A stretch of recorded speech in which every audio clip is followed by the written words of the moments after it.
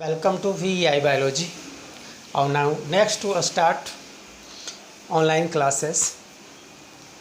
तो हम लोगों ने पहले देखा था कि जो भी हम लोग का जो क्लास चल रहा था प्रीवियस क्लासेस में हमने लाइफ स्पान के बारे में बात की थी और इसी में हम लोग को कुछ जानकारी लेनी है विशेष तौर से। तो देखेंगे कि नेचर के जितने भी ऑर्गेनिजम्स हैं, दैट मीन्स हम कहना ये चाहते हैं कि 1.7 to 1.8 millions type of species या जीव पाए जाते हैं। इन सभी जीवों में जो लाइफ स्पान होती है सभी में डिफरेंट होता है, यानी प्रत्येक स्पेसीज के लिए लाइफ स्पैन स्पेसिफिक होता है।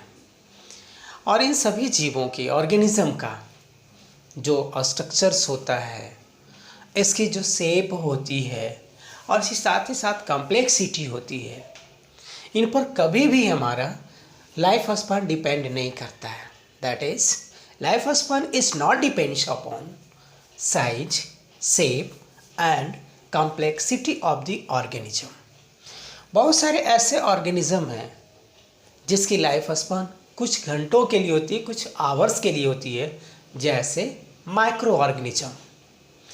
जबकि कुछ ऐसे भी हमारा प्लांट है जिसकी लाइफ स्पान मैक्सिमम भी होती है, जिसे हम लारिया बोलते हैं।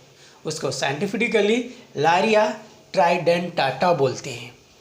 तो ये हमारा प्लांट है जो मैक्सिमम लाइफ स्पान को शो करता है। जबकि जितने भी हमारे माइक्रो ऑर्गेनिजम्स हैं, दैट इज़ बैक्टीरियाज है, यूनिसेलुलर ऑर्गेनिजम्स है, इन सभी में जो लाइफ स्पान होता है वह फ्यू आवर्स के बीच होता है और कुछ ही घंटों में अपने वो लाइफ स्पान को कंप्लीट कर लेते हैं। तो देखते हैं हम लोग लाइफ स्पान ये है क्या, ये देखेंगे। तो लाइफ स्पान को हम लोग हिंदी में उम्र भी बोलते हैं, जीवन काल भी बोलते हैं, या दूसरे शब्दों में एज भी कहते हैं। तो अगर किसी भी ऑर्गेनिज्म की बर्थ होती हो और साथ ही साथ वह किसी खास पीरियड के बाद उसकी नेचुरल डेथ होता हो, क्या होता हो? नेचुरल डेथ होता हो। तो जो नेचुरल डेथ है, इसके बीच का जो पीरियड होता है, इसे ही हम लोग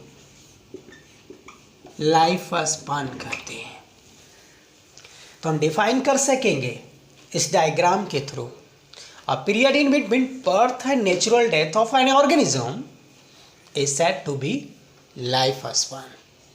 या हम दूसरे शब्दों में कह सकेंगे कि जब किसी भी ऑर्गेनिज्म की बर्थ और नेचुरल डेथ के बीच जो समय या पीरियड होता है, उसे ही हम लाइफ स्पान बोलेंगे। देखते हैं अब हमारा इसका फीचर्स के बारे में जानकारी लेना है। फीचर्स ऑफ लाइफ स्पान, यानी लाइफ स्पान की अपनी क्या फीचर्स है, क्या इसकी विशेषता है, उसके बारे में जानना है। तो हम कह सकेंगे ना कि life span of an organism are not depends upon size, shape and complexity. तो यह जो फीचर्स है उसे हम लोग डिवाइड करते हैं 3 ग्रुप्स में। First, on the basis of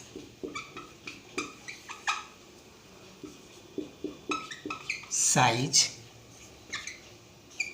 second, on the basis of shape.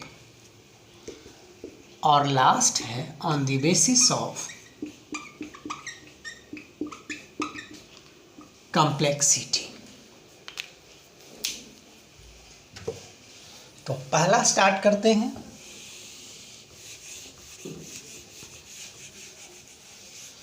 On the basis of size.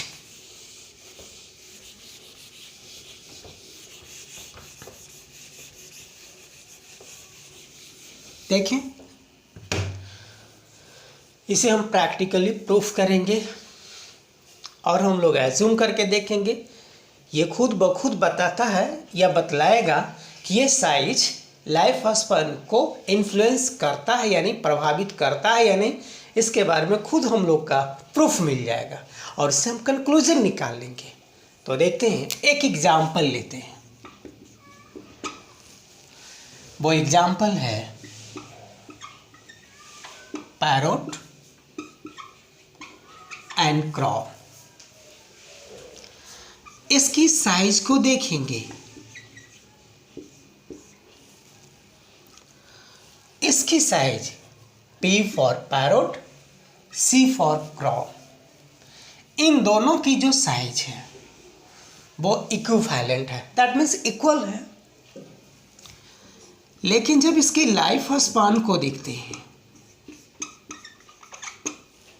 तो इसकी लाइफ स्पान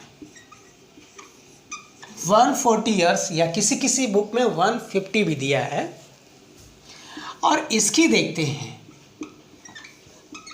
तो ओनली 15 ईयर्स है।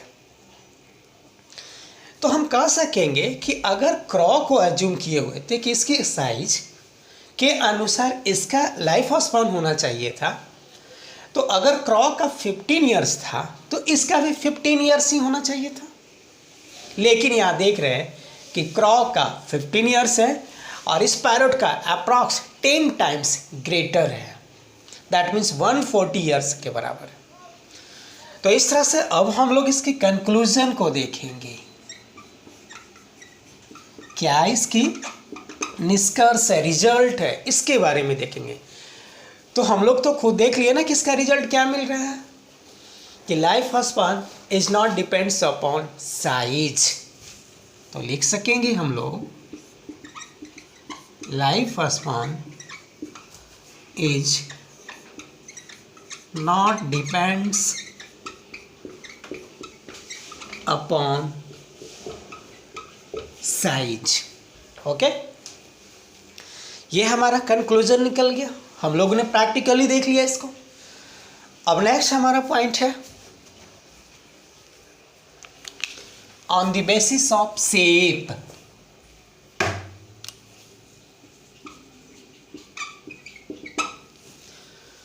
इसकी भी एग्जाम्पल हम लोग लेंगे।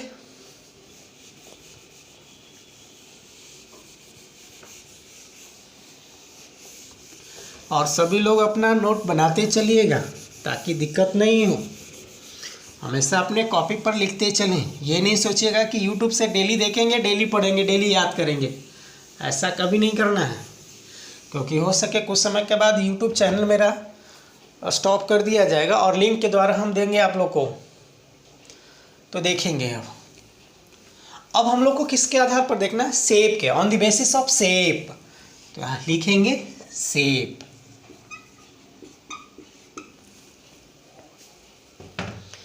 देखेंगे हम लोगों ने एक बनाना ट्री को देखा है और दूसरा पीपल है। इन दोनों को भी अगर शेप देखते हैं, B for banana, P for people, और इन दोनों को देखेंगे कि शेप भी लगभग इक्विवेलेंट है। अब इन दोनों की लाइफ स्पान को देखेंगे तो देखते हैं कि बनाना ट्री का जो लाइफ स्पान होता है वह 200 to 500 ईयर्स के इक्विवेलेंट होता है, इक्वल होता है। जबकि इस पीपल का देखेंगे तो इसका 2000 ईयर्स होता है। बहुत सारे बुक में 2 to 3000 दे दिया है, लेकिन हमारी NCERT फॉलो करती है 2000 को। ठीक है, अब इसके कंक्लूजन खुद ब खुद हम लोग निकाल लेंगे। यानी कहने का मतलब है कि जो भी हम लोग का टीचिंग होगा ना, अल्टीमेटली कॉन्सेप्ट बेस्ड होगा। कभी भी रट करके नहीं स्टडी करना है, जब भी करना है तो प्रैक्टिकली लेंगे, हम लोग देखेंगे। क्योंकि ये सारे के सारे ऑर्गेनिज्म हम लोग के पास अवेलेबल है और हम आसानी पूर्वक इसे हम कंपेरिजन कर सकते हैं शेप के बारे में, साइज के बारे में और कम्प्लेक्सिटी के बारे में, और आसानी पूर्वक इसके हम कंक्लूजन को याद रखेंगे। क्या याद रखेंगे, यहाँ पर भी वही लिखेंगे, life span is not depends upon shape. ठीक है,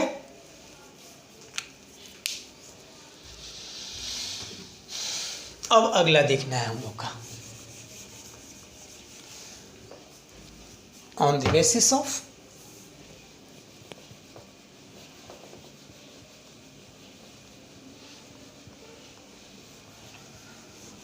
complexity।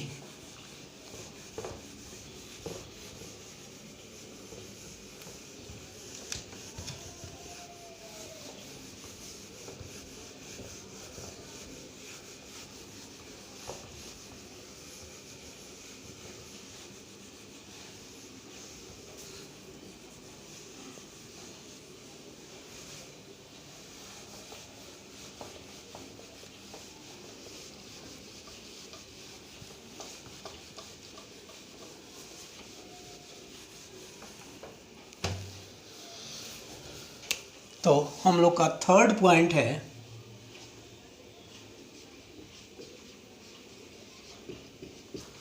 On the basis of complexity. इसकी भी एग्जाम्पल लेंगे हम लोग। तो सबसे बेटर एग्जाम्पल हम लोग खुद हैं, दैट मीन्स ह्यूमन। और दूसरा है नेचर का कोई भी प्लांट हो, ये ह्यूमन, एनिमल्स है,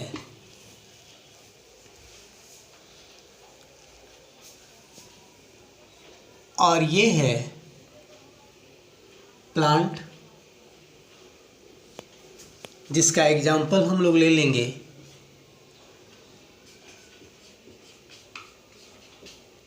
पीपल। देखेंगे अब इसकी कॉम्प्लेक्सिटी को। ठीक है, तो कॉम्प्लेक्सिटी को देखने के लिए हम इस ह्यूमन बींग्स को देखें और इस प्लांट या पीपल को देखेंगे। पीपल में जो इसकी ऑर्गन्स होती है वो रूट है,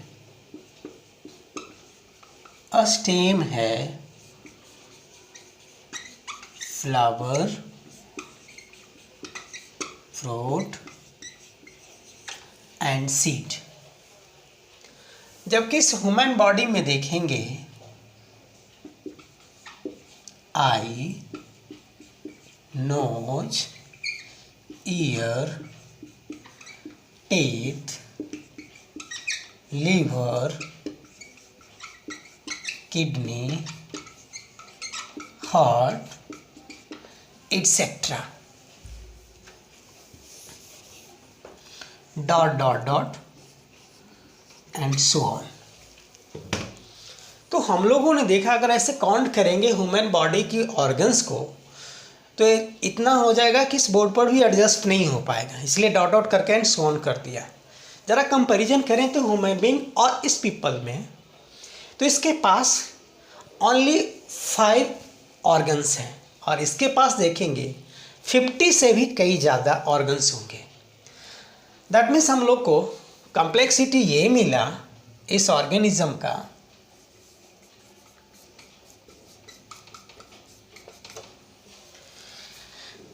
H फॉर ह्यूमन बींग्स और P फॉर प्लांट और पीपल कई गुना अधिक है।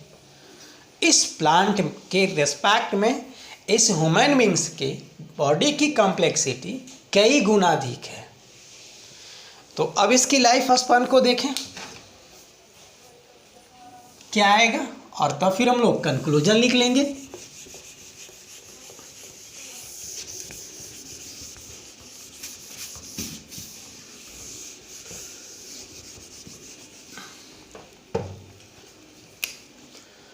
अब इसकी लाइफ स्पैन को देखेंगे क्योंकि कंक्लूजन तो हम लोगों ने देख लिया। तो इसकी लाइफ स्पैन है 100 ईयर्स, सोचो, और इसकी लाइफ स्पैन है 2000 ईयर्स।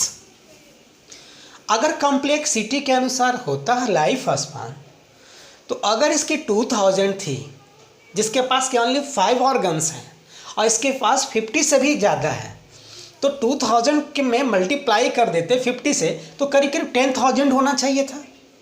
या तो फिर अगर इसके पास 50 ऑर्गन्स हैं और इसकी अगर मान लिया जाए 100 ईयर्स था, तो इसमें करीब कर तो 20 ईयर्स इसका लाइफ स्पान होनी चाहिए थी, लेकिन ऐसा नहीं होता है। दैट मीन्स हम बताएंगे कंक्लूजन में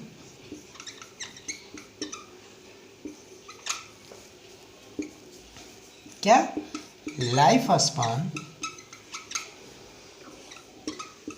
is not depends upon complexity. Okay, अब एक नोटेबल पॉइंट बनाएंगे, क्योंकि नोटेबल पॉइंट ही हम लोग के ज़्यादा बेस्ट होगा और हम आसानी पूर्वक किसी भी एग्ज़ाम को फेस कर सकेंगे और आसानी पूर्वक हम बिना कन्फ्यूजन को याद रख सकेंगे।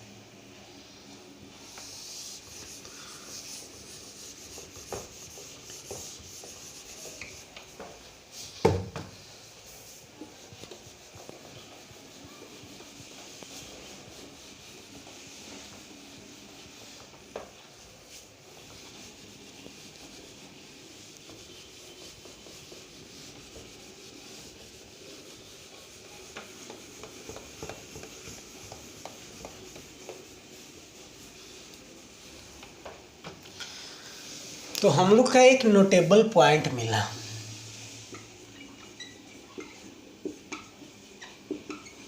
एक ही नहीं, इसके साथ 3 पॉइंट्स मिलेंगे हम लोग को नोटेबल में, लेकिन हम इस तरह से आप लोग के सामने लिखने जा रहे हैं। Life span is not depends upon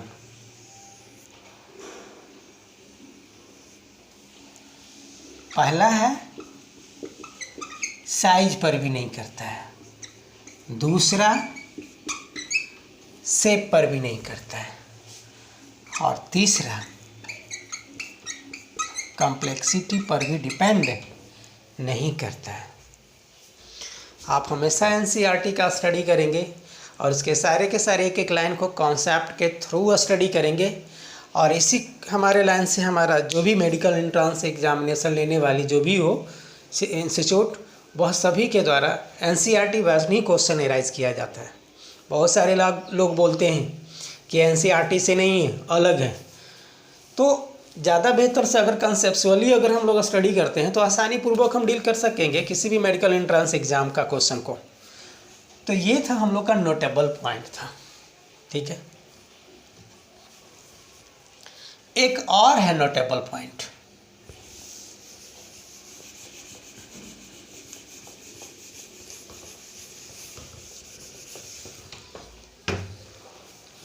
वो क्या है नोटेबल पॉइंट? तो नोटेबल पॉइंट में ये हम लोग को जानना है कि जितने भी माइक्रो यूनिसेलुलर ऑर्गेनिजम्स होता है वह इमॉर्टल होता है, अमर होता है। कैसा होता है? अमर होता है। तो कहने का मतलब है कि नेचर के जो कोई भी ऑर्गेनिज्म यूनिसेलुलर है वह सब का सब अमर होता है, इमॉर्टल होता है। तो हम लोग लिख सकते हैं ना कि यूनिसेलुलर ऑर्गेनिजम्स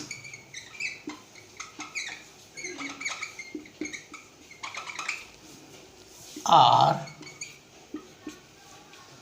immortal,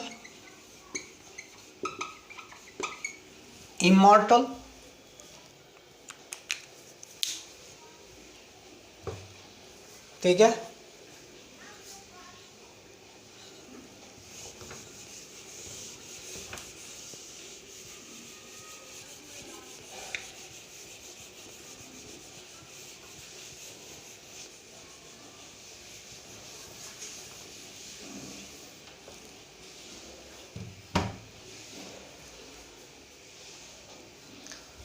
अब हम लोग आगे देखेंगे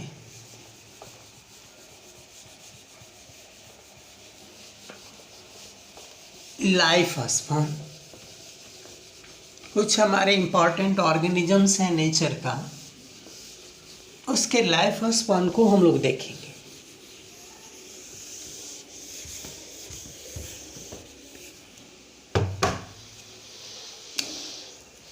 तो हम लोग हेडिंग बनाएंगे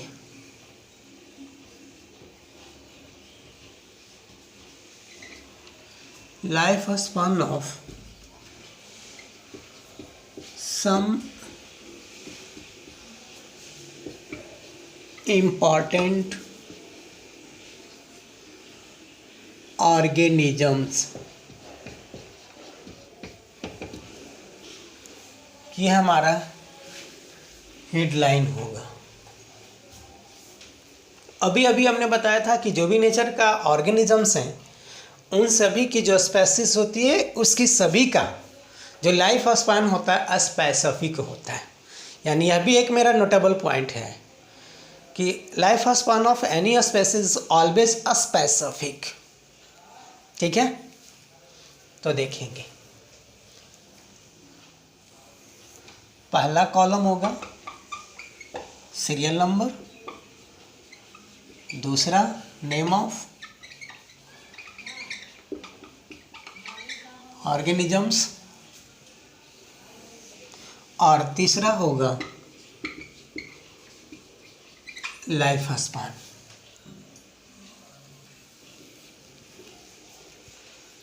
तो देखेंगे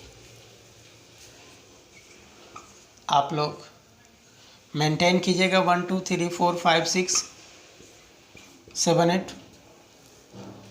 तो पहला है माइक्रो ऑर्गेनिज्म,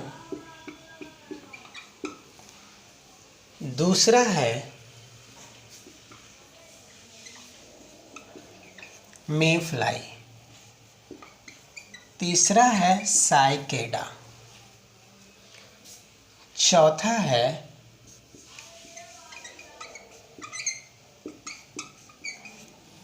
हाउस फ्लाई, अगला है हाउस फ्लाई बटरफ्लाई, नेक्स्ट है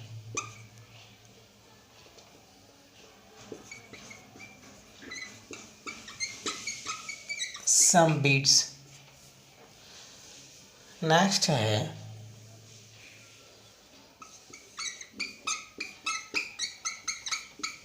क्रॉप प्लांट। माइक्रो ऑर्गेनिज्म का जो लाइफ स्पान होता है वो फ्यू आवर्स होता है, कुछ घंटा होता है। मे फ्लाई का 1 डे होता है, साइकेडा का भी 1 डे होता है, हाउस फ्लाई 6 वीक्स के बराबर होता है, बटरफ्लाई 1 वीक के बराबर होता है, सम बीट्स 2 to 3 वीक्स के बराबर होता है, क्रॉप प्लांट 5 to 6 मंथ्स की होती है।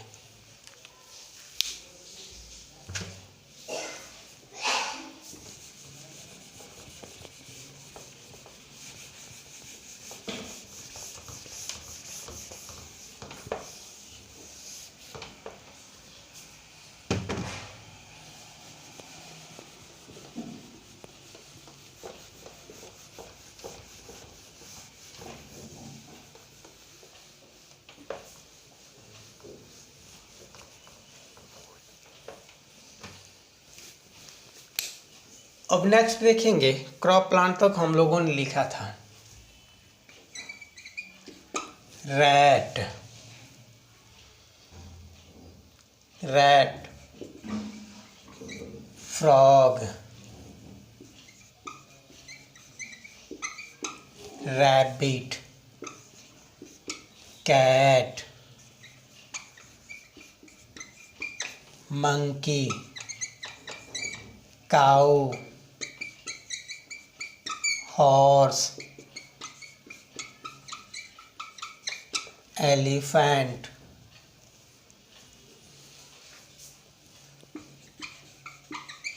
Three years, 9 years, 13 years, 30 to 40 years, 26 years, cow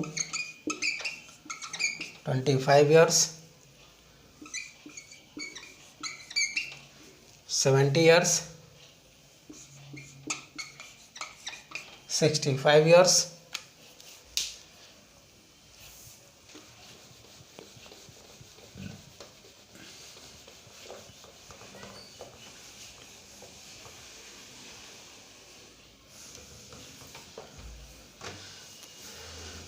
elephant हो गया। हॉर्स, टॉर्टोइज देखेंगे, crow, parrot,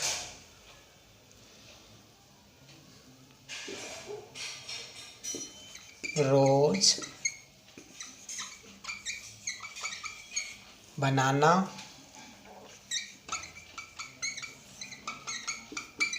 banana tree,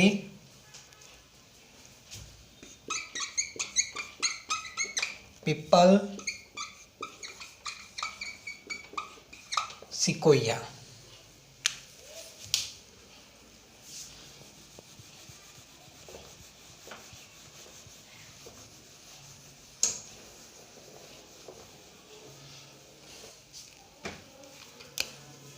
tortoise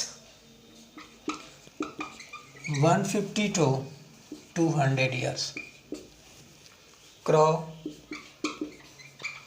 15 years, parrot 140 to 150 years, roach 10 years, banana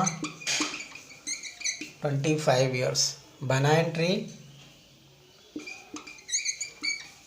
500 years, people 2000s or even 3000s, sequoia 3 to 4000 years.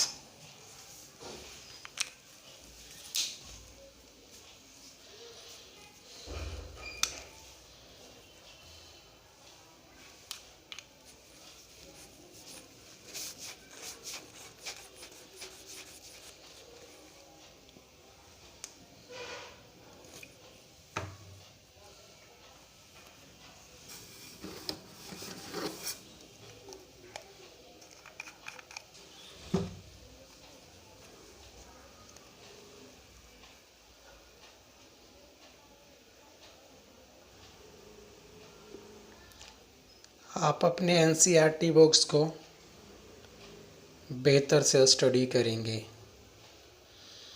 क्योंकि हमारी medical entrance ही नहीं बल्कि board level भी 100% question arise करती है एनसीईआरटी बुक से। इसलिए हमेशा हम लोग ज़्यादा से ज़्यादा बिलीव करेंगे अपने नॉन लिविंग बुक्स के ऊपर। बहुत सारे हमारे ऐसे टॉपर्स हैं, हमेशा हम लोग को इंटरव्यू पर बताती है कि आप 100% एनसीईआरटी को कैच करें, नीट हो या कोई भी मेडिकल एंट्रेंस हो, उसकी क्वेश्चन को इजीली आप सोल्व कर सकेंगे। लेकिन इस पर कोई भी आदमी बिलीव नहीं करता है। सब लोग सिर्फ मोटे मोटे बुक्स और कॉपी पर डिपेंड करते हैं। तुमको जितना भी ज़्यादा डीपेस्ट नॉलेज लेनी है, जैसे ही मेडिकल कॉलेज में जाइएगा तो और भी बेटर डीपेस्ट नॉलेज मिलेगी वहाँ। पूरे की पूरे फंडामेंटल से लेकर के एलिमेंट्री आइडिया तक मिलेगा। लेकिन आज के स्टूडेंट्स इन सभी बातों पर ध्यान नहीं देते हैं, जिसके कारण हम लोग के एंट्रेंस एग्जामिनेशन में खासतौर पर बिहार के स्टूडेंट का रिजल्ट सही नहीं आ पाता है, क्योंकि सभी के सभी स्टूडेंट को इंटरेस्टेड टॉपिक चाहिए, मैक्सिमम पॉइंट्स चाहिए, मटेरियल्स चाहिए, जिसके कारण मैक्सिमम कन्फ्यूजन होता है और वो आसानी पूर्वक अपने इस ट्रैक से अलग होता नज़र दिखता है और कुछ समय के बाद मेडिकल की प्रिपरेशन करना छोड़ देते हैं। इसीलिए हम आप लोग से कहते हैं कि जो भी यूट्यूब चैनल पर बहुत अच्छे अच्छे टॉपर्स की इंटरव्यू आई रहती है, उसे आप लोग ज़रूर देखें और देख करके अपने लाइफ में उसे अप्लाई करें और वही काम करें जिससे हमको रिजल्ट हो। रिजल्ट होता है तो नाम होता है, पहचान होता है, अपॉर्चुनिटीज़ मिलती है। रिजल्ट नहीं है तो कुछ नहीं है। इसलिए हमेशा फोकस करें बेहतर रिजल्ट के लिए एनसीईआरटी बुक को, और साइड में कोई ऑब्जेक्टिव क्वेश्चंस का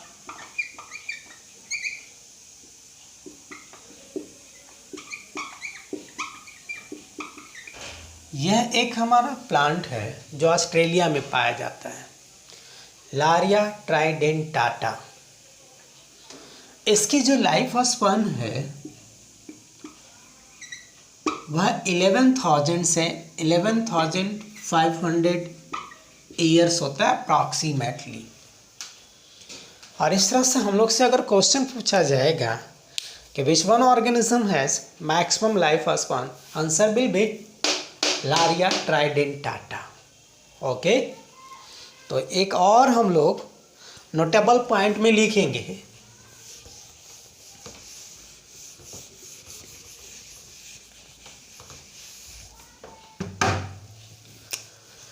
तो एक और हम लोग का नोटेबल पॉइंट मिला,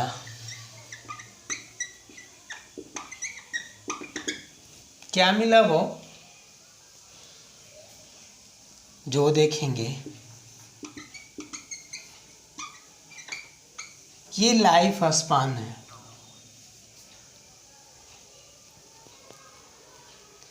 ये लाइफ स्पान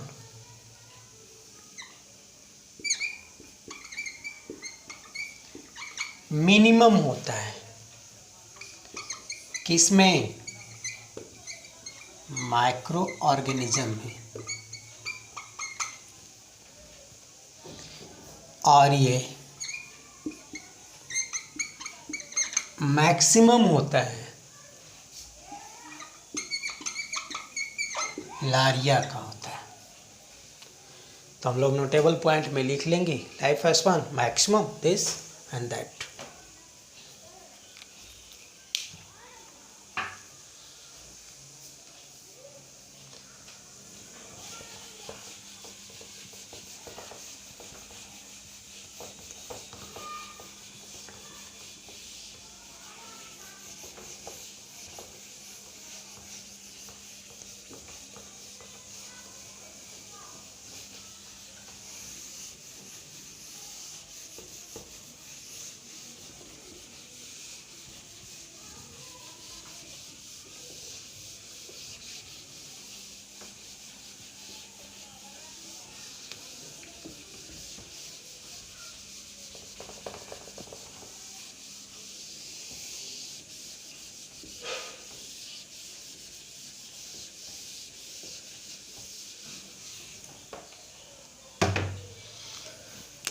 अब हम लोग देखेंगे रिप्रोडक्शन के बारे में। किसके बारे में, रिप्रोडक्शन के बारे में देखेंगे।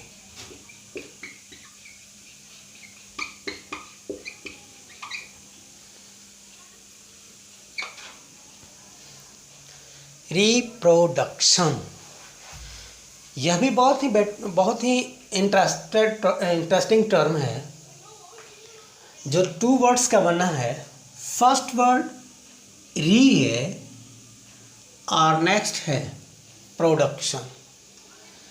रीमीन्स होता है अगेन, जिसे हिंदी में बोलते हैं पुनः या फिर से, और प्रोडक्शन का मतलब होता है टू प्रोड्यूस, मतलब को उत्पन्न करना। इससे हम लोग बेहतर से हम लोग समझ गए कि अगर कोई भी नेचर का ऑर्गेनिज्म अगर फिर से वह नए ऑर्गेनिज्म को प्रोड्यूस करता है तो ऐसे ही उसके बायोलॉजिकल प्रोसेस को रिप्रोडक्शन कहते हैं। यह रिप्रोडक्शन नेचर के सभी ऑर्गेनिज्म के द्वारा कंप्लीट किए जाते हैं, या तो वो यूनिसेलुलर हो या तो फिर मल्टीसेलुलर हो। हमारे आर्चर व्हिटेकर के द्वारा 1.7 to 1.8 type of millions organism को 5 किंगडम्स में क्लासीफाई कर दिया गया था, और उन्हें क्लासिफिकेशन में जो पहला किंगडम दिया था उसका नाम मोनेरा है, दूसरा प्रोटिस्टा है, तीसरा फंजाई है और चौथा प्लांटी एंड एनिमलिया है। इन सभी ऑर्गेनिज्म में रिप्रोडक्शन करने की कैपेसिटी होता है, जिसके कारण नेचर के सभी ऑर्गेनिज्म अपने नए नए ऑर्गेनिज्म को या ऑफस्प्रिंग को प्रोड्यूस करते हैं। इसकी सबसे बड़ी फीचर्स है कि रिप्रोडक्शन का जो इम्पॉर्टेंस है या जो फीचर्स है, वह सबसे पहला फीचर्स ये है कि to maintain population as well as a species. Second point है कि ये mainly it is helpful in maintenance of continuity of life और ऑर्गेनिज्म। नेक्स्ट है it helpful in inheritance of characters from one generation to another generation. जैसा कि हम सभी जानते ही हैं कि नेचर के जितने भी ऑर्गेनिजम्स हैं उन सभी के पास जेनेटिक मटेरियल्स होता है, और उन सभी जेनेटिक मटेरियल्स में ही सारे के सारे पेरेंटल कैरेक्टर्स टेप होता है, रिकॉर्डेड होता है, और वो सारे के सारे कैरेक्टर्स उसके ऑफस्प्रिंग में जाता है, और वह ऑफस्प्रिंग फिर एक नए ऑफस्प्रिंग को प्रोड्यूस करता है, वो भी फिर एक नए ऑफस्प्रिंग को प्रोड्यूस करता है।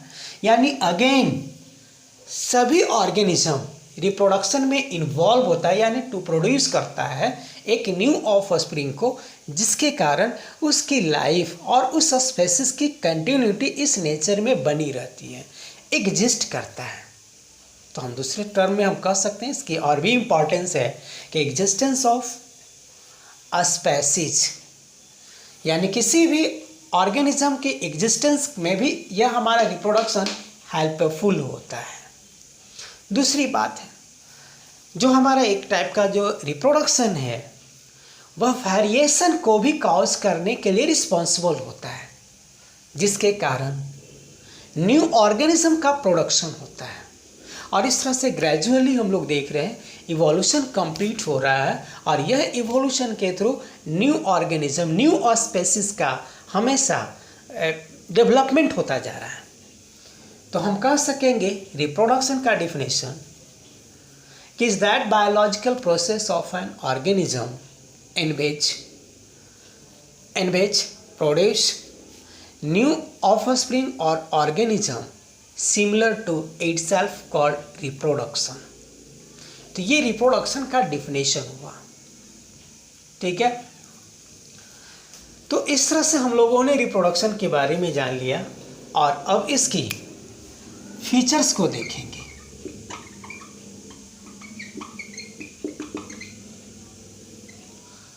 तो पहला फीचर्स है कि ये अपने to maintain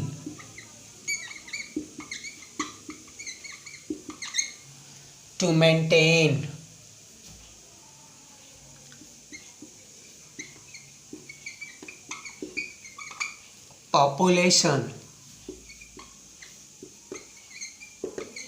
and a species. अर्थात हम कह सकते हैं कि अपने स्पेसीज और आबादी यानी पॉपुलेशन को मेंटेन रखने में यह रिप्रोडक्शन मदद करता है। नेक्स्ट देखेंगे,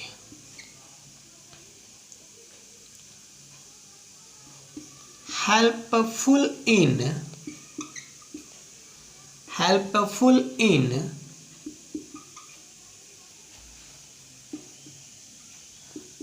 continuity of a species। अगला, it also helpful in inheritance of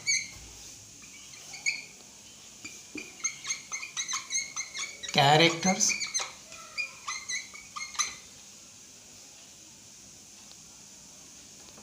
that is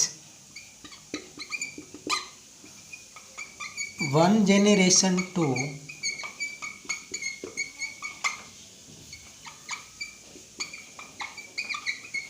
another generation. Okay?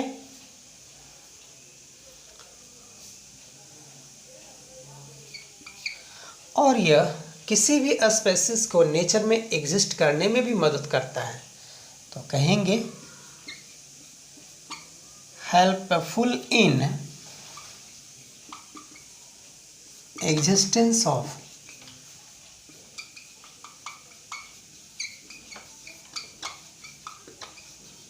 Species. ये हमारा इसका फीचर्स हो गया। और अब देखेंगे टाइप्स ऑफ रिप्रोडक्शन के बारे में।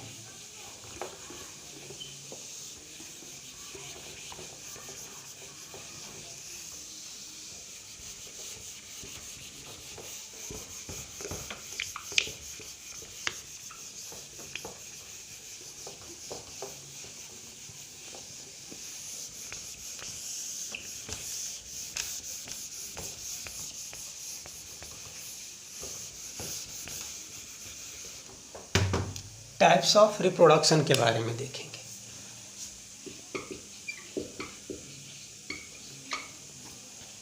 तो हम बताएंगे according to gamete fusion as well as involvement of number of parents, it can further divided into two groups. One of them is said to be asexual while another is said to be sexual reproduction. तो हम कहेंगे ना on the basis of